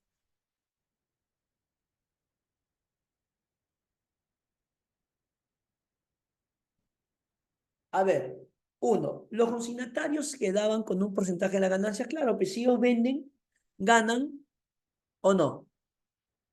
Ellos ganaban comisión, pues. Ganaban comisión o no. Claro. Otro, el Estado peruano encargó a particulares de explotación. Verdaderazo, súper verdad. El Estado le encargaba a particulares. Oye, el Estado ni siquiera gastaba en sacarlo, extraerlo. Por eso se llaman consignatarios, pe. Se ganan su comisión de venta. Oye, la 1 y la 2 yo veo, ¿ah? Espérate, ¿puede ser la 3? La comercialización fue realizada solamente. No, también había empresarios nacionales.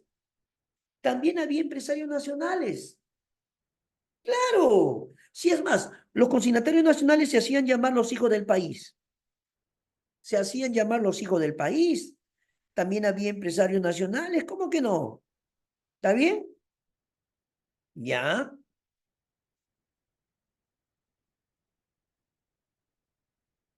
Y finalmente, los empresarios nacionales compraban monopólicamente al Estado de ninguna manera. No. Si el Estado le daba más bien, el Estado le daba para que ellos lo vendan. El Estado le daba para que ellos en consignación puedan comercializarlo. Por eso la uno y la. ¿Cuál sería tu respuesta? ¿Cuál sería? Claro, la E de estudioso. La E de estudioso. Muy bien, mis queridos amigos. Estamos ya concluyendo y expresarles las gracias por su buena participación. Han sido muy amables. Gracias, jóvenes. Ya nos estamos viendo la próxima clase. Hasta luego. Chao, jóvenes. Hasta luego. Saludos a todos. Muchas gracias.